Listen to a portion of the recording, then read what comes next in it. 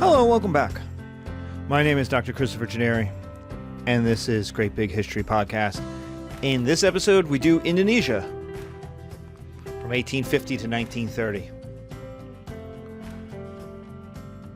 So we start where we left off. In the 1600s, the Dutch East India Company begins taking over Indonesian islands, making alliances, getting involved in local politics, all in order to secure trade, to make money. Now, the Indonesians didn't really need anything the Dutch were selling, and so it's mostly extraction. And so the Dutch East India Company is helping to pick winners and losers. They do have an army. They have a navy. It's a independent company that also is part of the Dutch state. And in the 1600s, the Netherlands is one of the great powers in Europe. And so the Dutch East India Company is the moneymaker in terms of non-European trade.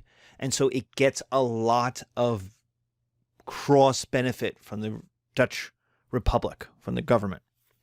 And so it's able to make treaties, make alliances. It's able to pick which kings will get its cannons. And in doing that, it's able to secure trade.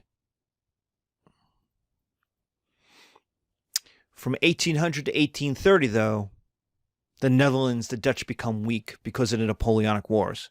The Netherlands is taken over by the French, by Napoleon. This is the culmination of a series of wars going back to the 1660s with Louis XIV.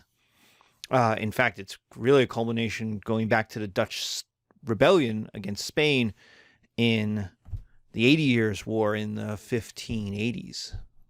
So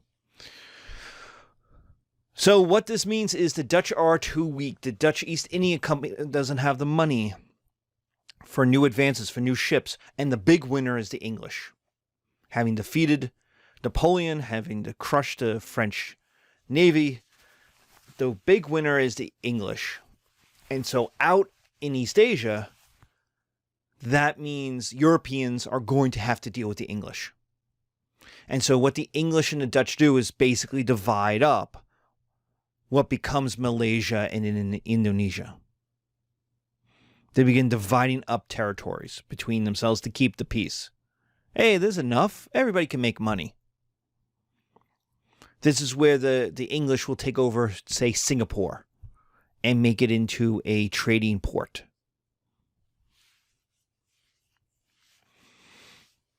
From the 1840s to 1870s,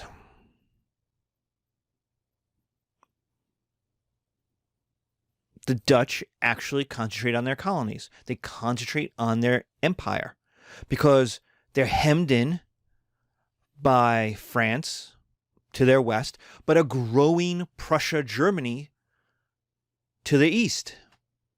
Whereas on their border, there used to be all of these minor, small German states, German-speaking states. Suddenly, in the 1870s, following the Franco-Prussian War, there's now Germany that goes from the Rhine River to the borders of Russia. This massive, big territory that is suddenly the largest, most populous country in Europe.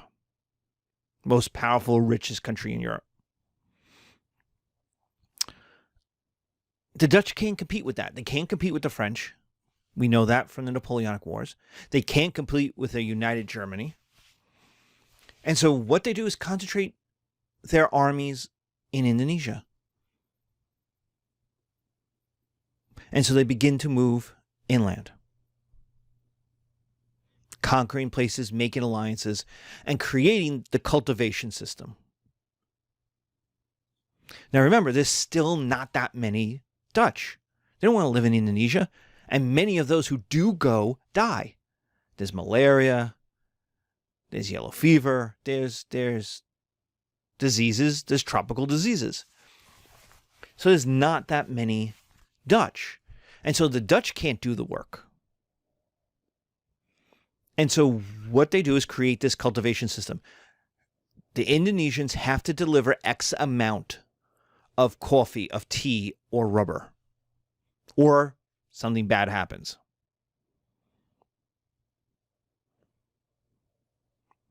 And that could be everything from burning down villages to just getting rid of one chief and putting another chief in charge.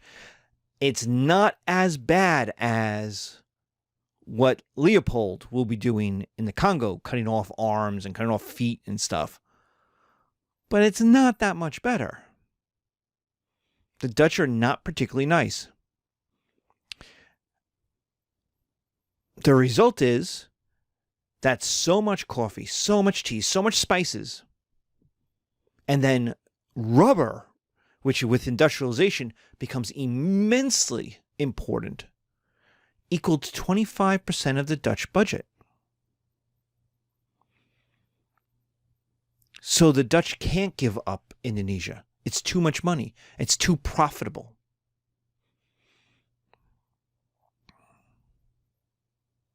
Which means as time goes on, there needs to be more people and more armies concentrated in Indonesia to keep Indonesia from rebelling against the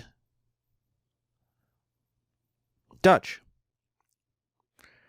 And so what the Dutch really want is a bunch of local leaders who get paid very well, who get a kickback, and stay loyal and do what the Dutch want. This is not different from what the English do in India. You don't have enough Europeans, so you need locals to help you. So you have to treat the local elites. You have to give them a better lifestyle. So Europeans are going to make up less than 0.5% of the population. Less than 1%. Less than half of 1%. So there's very few Dutch in Indonesia. And mostly them are in Batavia, on the island of Java. So even then, they're concentrated in one place. So through most of Indonesia, you never met a white person, a European. And so that cultivation system is working because local elites are benefiting from it. Do you see how this works? The local Indonesian elites are doing very well. There's no white people to make them do something unless things get really bad, unless they rebel and start burning stuff down. So as long as the Dutch get what they want, they leave you alone. So the local elites are tied into this economic system. They get to live large as long as the local people produce what the Dutch need. And so it's a co-option of the entire economic system.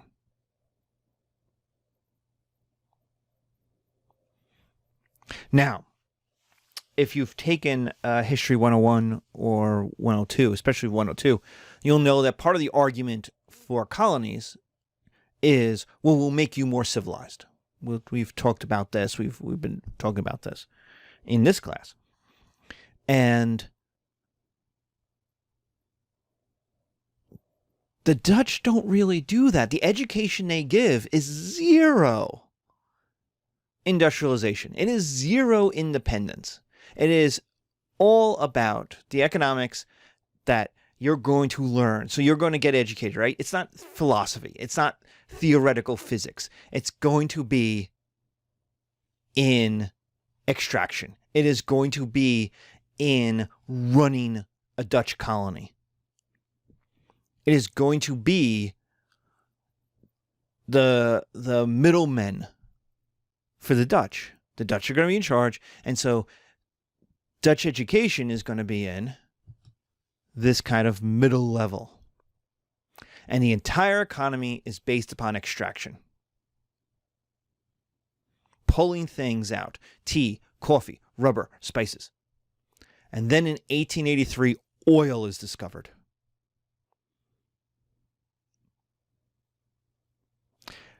And Indonesia will become the largest producer of oil in East Asia. Now, this is important because guess who's making the money off of this? That's right, the Dutch. This is the start of the modern company, Dutch Shell. The Shell Company, Dutch Shell, is in Indonesia. It becomes the largest producer in East Asia. Now, that's going to be immensely important in the Second World War. In fact, this is right here. You can underline this because this is going to lead to Pearl Harbor. It's going to lead to the Japanese war with the United States, the Pacific War during World War II. It's this, that the oil is in Indonesia.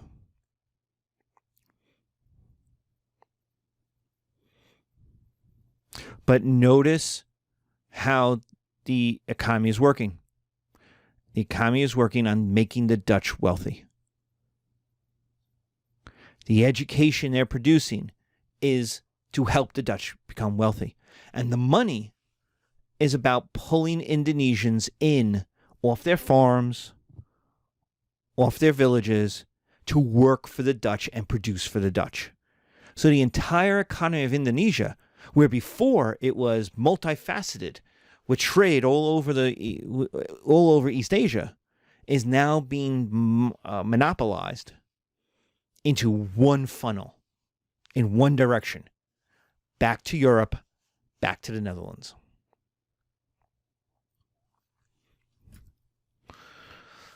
Now,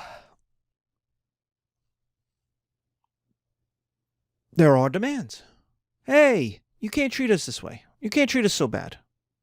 And in 1900, there's the so-called ethical reforms. These are on the back of the discovery of the genocide that's happening in the Congo. So this is part of the progressive era in the United States. It's a general, whoa, maybe we should act better. Maybe we should do like what we talked about, rather than said the words and we talked the talk but didn't walk the walk. And there's a general around 1900, a reassessment in all of the different colonies of, well, how do we actually make people more civilized? Which was the goal. The problem is that there's always racism. There's always going to be racism. The Europeans are always going to have racism. So there's always limits to what they're willing to do for the Indonesians. They're never willing. The ethical reforms are never going to treat the Indonesians as equals. Yeah, you can have some Christianity. Sure. Yeah, you could have some education. Some of the elites could even go back to the Netherlands or to Paris and get an education. Sure. Right? But there's always racism in everything, in every relationship. Poisoning that well. So there's always limits to the reforms. And if not in the words of the reforms, in how they're carried out. Now there becomes an exception in Indonesia. And that exception is going to be what we call East Timor. East Timor is at the eastern end of what we would call Indonesia, the Indonesian islands. And it's settled by the Portuguese. It's taken over by the Portuguese. It's part of the Portuguese trading network to China in the 1500s. And the Dutch just kind of leave it. The Dutch absorbed lots of other parts of the Portuguese trading empire in the 1600s. That's what the Dutch East India Company did. East Timor was so out of the way, such a kind of forgotten, neglected place, even by the Portuguese, that the Dutch just don't bother with it. It's too much hassle for the Dutch to take over. And so what happens is from 1600 on, Indonesia goes one way and East Timor goes another way. It's a Portuguese trading port. It is, for the most part, neglected. The Portuguese simply don't have the money by 1800 to do much with it. It is Christian. The one thing the Portuguese will be able to do is convert people, because the Portuguese were perfectly willing to marry in and perfectly willing to make alliances if you were Christian, if you were Catholic. But the Portuguese are not particularly nice. So East Timor remains poor, uneducated, backward, and neglected. And we're going to see that matter in the 20th century with a couple of civil wars, an invasion by Indonesia, more genocide, and religious oppression. Yeah, it's going to be happy. It's going to be a happy class. So you could see this trend in Indonesia, right? The Europeans are slowly, over a couple hundred years, getting more and more control. And that control is economically, but it's increasingly backed up by military power. And it's always about extraction, getting stuff out of Indonesia. Coffee, tea, rubber, then oil. And that money is not reinvested back in Indonesia. It is reinvested in the Netherlands. It's reinvested in Europe. And so even attempts to make Indonesia better, the 1900 ethical reforms, fail. Mostly because there's no willpower by the Dutch to do it. Because of the racism. There's always going to be limits. They don't want to give up that 25% budget and give it back to the Indonesians. And they could justify that because by saying the Indonesians are uncivilized. They don't deserve the money. What are they going to do with it? Just fight each other. Which is the racism part. But you also have different groups doing differently. Those who are attached to the Europeans do better, make more money, and suck in more people. So the economy is increasingly tied to the European economy. The one exception is East Timor, which remains Portuguese, but since Portugal remains poor throughout the 18 and 1900s, East Timor remains very poor.